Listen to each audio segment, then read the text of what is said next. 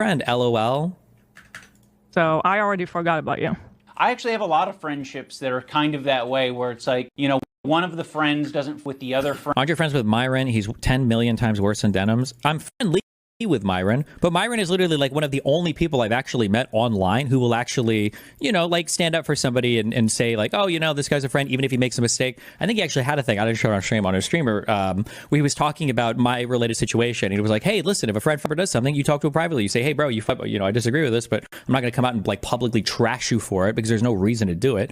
And you know, like when a friend, it's that one quote, right? When a friend makes a mistake, the mistake is a mistake, but the friend remains a friend or whatever. But internet content creators are so clout poisoned and so internet community mindful. They're incapable of having this position. It's impossible. Friend, but there is someone in the middle who kind of with both of them, but separate. Didn't Myron on Melina, when you two were married for her Instagram and OnlyFans stuff, not only was it not Myron, it was one of their employees, and Myron got so upset over that because he wanted me and Melina to come on and wanted to maintain good relationships with us, that he made that employee apologize to Melina and me over that incident. So, Is some that The conversation surrounding Destiny's friendship with Myron Gaines, co-host of the infamous Fresh and Fit podcast, provides a unique insight into the complexities of online relationships, the nature of loyalty in the age of content creation, and the corrosive influence of clout-driven culture. To outside observers, the idea that Destiny, a politically engaged streamer who frequently positions himself as an advocate for reasoned discourse, would associate closely with someone like Myron, whose reputation is mired in controversy, seems contradictory. Yet Destiny's defense of the relationship reveals something deeper than mere convenience. It exposes the fragile state of trust within online ecosystems, the scarcity of authentic loyalty, and the ways parasocial incentives have reshaped how creators judge and maintain their friendships. To understand why Destiny feels the need to defend Myron, one must first understand the environment in which most online creators operate. The digital creator economy has created communities where reputational capital often outweighs personal loyalty. People are incentivized to betray, distance, or denounce others the moment it becomes beneficial for their image or their audience metrics. When someone becomes embroiled in controversy, even mild associations can create collateral damage. Because of this, public figures on platforms like Twitch or YouTube tend to approach friendships in the same way a corporation approaches liability management. Friends are retained only so long as they don't pose too much risk to the brand. What Destiny values in Myron, however, is that he breaks this norm. Myron is far from a universally admired figure, but Destiny sees in him a rare kind of loyalty. Whereas many online creators would immediately cut ties, Myron has been willing to privately disagree without making those disagreements into a spectacle for public consumption. This is meaningful in a space where betrayal has become almost routine. For Destiny, a real friend is not defined by their perfection or their alignment with one's politics, but by their willingness to maintain loyalty even when disagreements or mistakes occur. This is the crux of the defense Destiny mounts. In his view, Myron is not simply another controversial figure to distance oneself from. He is one of the few people who has demonstrated the basic human trait of standing by a friend. On a platform where clout chasing dictates almost every move, this quality is, ironically, rarer than ideological alignment. And Destiny's recognition of this rarity explains why he does not hesitate to frame Myron as one of the most genuine individuals he's encountered in the online sphere. The underlying theme in Destiny's comments is the tension between loyalty and clout. The majority of content creators operate within a system where loyalty is conditional and fleeting. Relationships are easily sacrificed at the altar of audience approval. If publicly denouncing a friend wins favor with the algorithm, most creators have no hesitation in doing so. What Destiny is defending, then, is not Myron's worldview, but Myron's refusal to play into this system. For him, Myron embodies a form of loyalty that transcends content economics.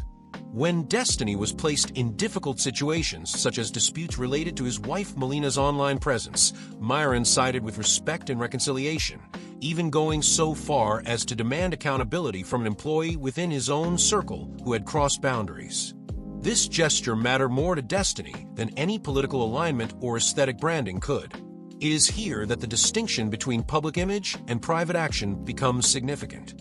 Myron's public persona may be abrasive, controversial, and openly hostile to certain social groups, but in private, he extended a form of decency that Destiny has found lacking in much of his professional sphere. This disconnect between public reputation and personal loyalty complicates the simplistic moral binaries that often dominate online discourse. One of the reasons Destiny's defense of Myron becomes so striking is that it runs counter to the broader culture of performative outrage online. In the digital ecosystem, individuals are routinely pressured to publicly disavow anyone associated with controversy.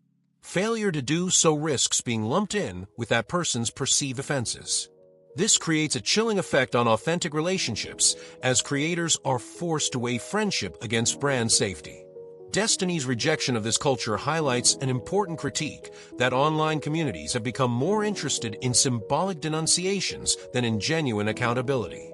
To condemn a friend publicly often functions less as an act of moral clarity and more as a performative gesture meant to appease audiences. In contrast, what Destiny finds respectable about Myron is his insistence that disagreements and criticisms be handled privately, as they would be in ordinary, offline friendships. This, for Destiny, represents a more authentic form of accountability, one that is rooted in real care rather than audience optics. The broader implications of Destiny's defense extend beyond his own circle. They reflect the deterioration of traditional concepts of friendship in a world where online visibility is paramount. Unlike in offline life, where friendships are shaped by shared experiences and private bonds, online friendships are constantly exposed to audience judgment. The public nature of these relationships makes them vulnerable to the pressures of reputation management. For creators like Destiny, this means that genuine loyalty becomes both harder to find and more valuable when it is encountered. The very fact that Myron's willingness to stand by him feels exceptional underscores how rare such gestures have become. When every friendship is subject to audience approval, loyalty is no longer an expectation, it is a commodity. This erosion of genuine connection is one of the more subtle consequences of clout-driven culture. As creators adapt to environments where betrayal can be algorithmically rewarded, the very concept of trust is hollowed out. Destiny's insistence on valuing Myron's loyalty, despite the controversy surrounding him, is both a defense of his friend and an indictment of the system that makes such loyalty rare. It is impossible to discuss this dynamic without acknowledging the contradictions embodied by Myron himself. The Fresh and Fit podcast has earned notoriety for its abrasive approach to gender relations, its controversial statements about women, and its overall antagonistic branding.